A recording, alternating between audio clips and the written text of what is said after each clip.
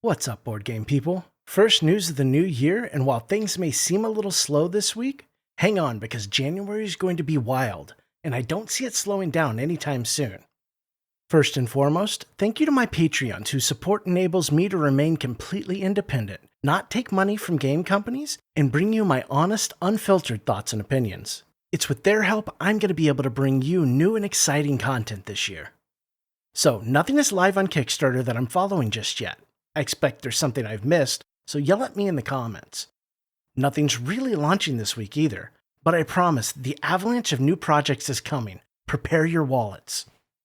Let's hop over to the news and let's get started with Mythwind, who's put out a few updates this week. Mythwind is moving into the production phase and has shared a nice, solid timeline showing the end of production sometime in May.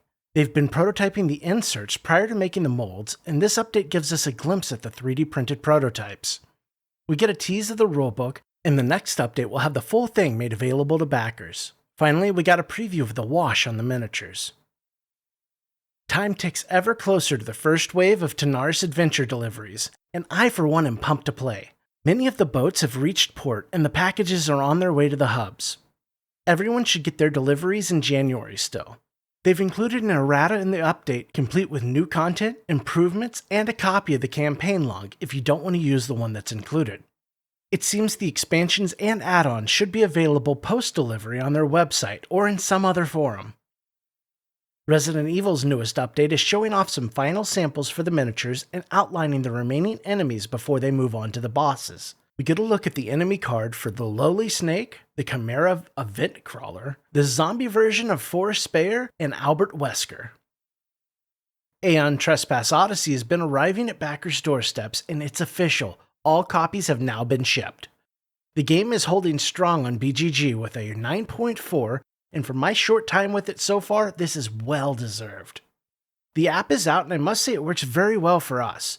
We started running the campaign from it just after the tutorial, and we never looked back.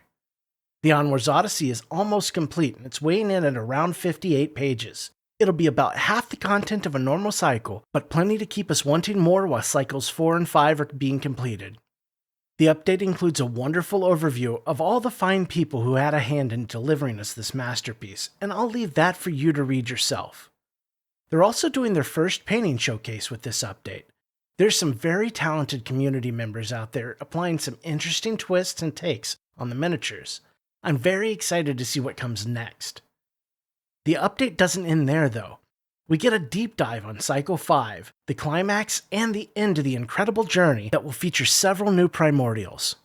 They go into detail on some interesting new mechanics, technology, gear, and battlegrounds. And then to cap off an epic update, they finally speak the news many of us have been waiting for.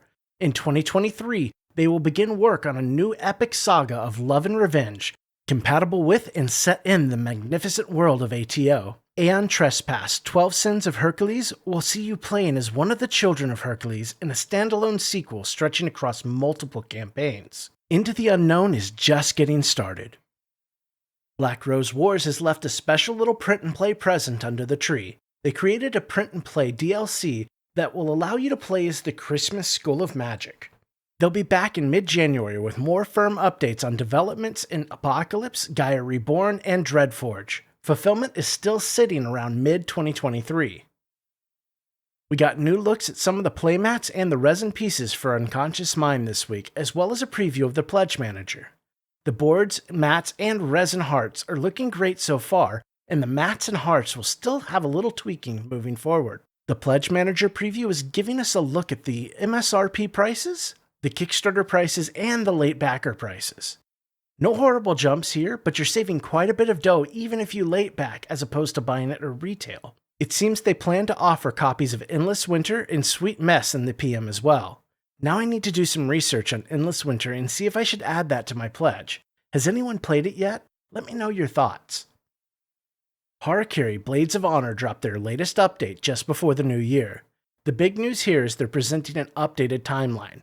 Chinese New Year is early this year, falling at the end of January, and they simply cannot and should not rush through the pre-production phase just to get the game out the door. Molds for the miniatures should now be ready around March. The complete production process will take 4 to 5 months, including assembly of the packages. They're giving the one-shot scenarios the development and testing time they deserve. Many art improvements have been made and applied to more than 50 elements of the game. The size of the project has increased, and they're committed to delivering the best version of their game to us, the backers. The bottom line is that fulfillment has been pushed back to around October 2023. I may not have the popular opinion, but I almost always prefer a studio take more time and deliver a better product than rushing just to hit deadlines. The update continues from there to show off the mega tile that will be on the back of the game's adventure board. They also show off new token improvements, a new AI deck design, and they're continuing the community scenario voting. This time we're choosing our opponent. Finally, we get a closer look at Tesso. It seems I overlooked the last Darkest Dungeon update, and we should get caught up. News on Mythic's maneuvering and sell-off of IPs is getting to be old news. Now they're looking towards the future. They still intend to deliver on all their other pending Kickstarter projects one after another. I'll skip the boring corpo talk and get to the meat for you. Hell and Anasteer will remain with Mythic and be their flagship products heading forward. Fulfillment of Darkest Dungeon Wave 1 is still underway.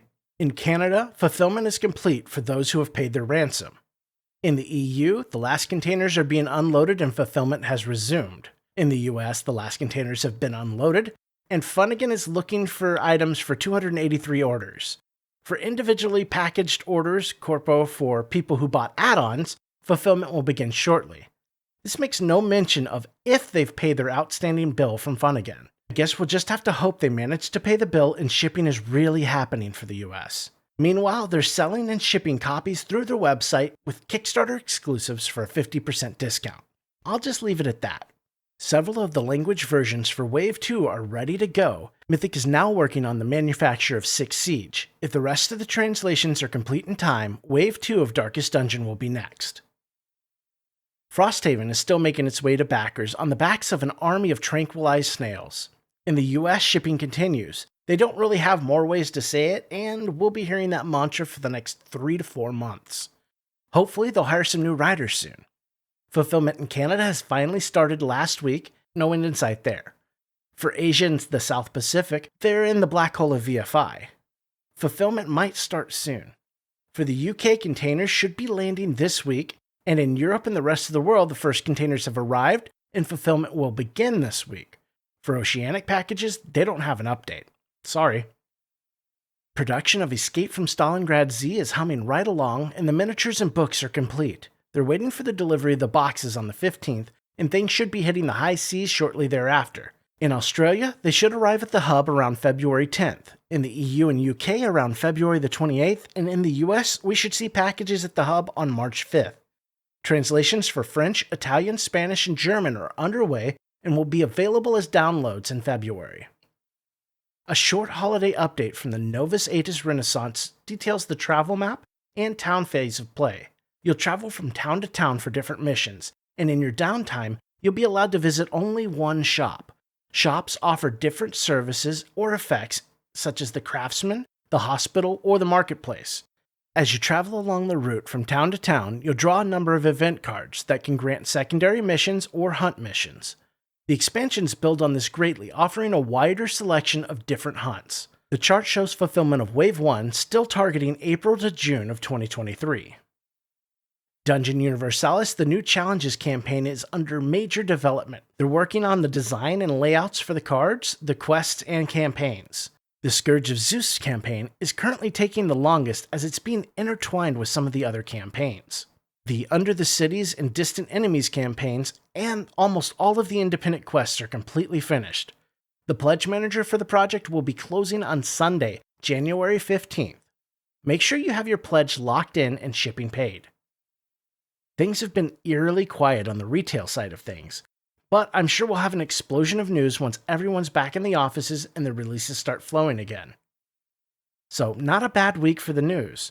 We'll of course be continuing weekly coverage of crowdfunding and retail news throughout the new year. Let me know in the comments if there's anything in the retail world you'd like me to cover. We have tons of videos coming down the pipe, so make sure you're subscribed so you don't miss anything. Thanks to everyone watching and commenting. I hope everyone had a wonderful holiday season, and remember to back responsibly.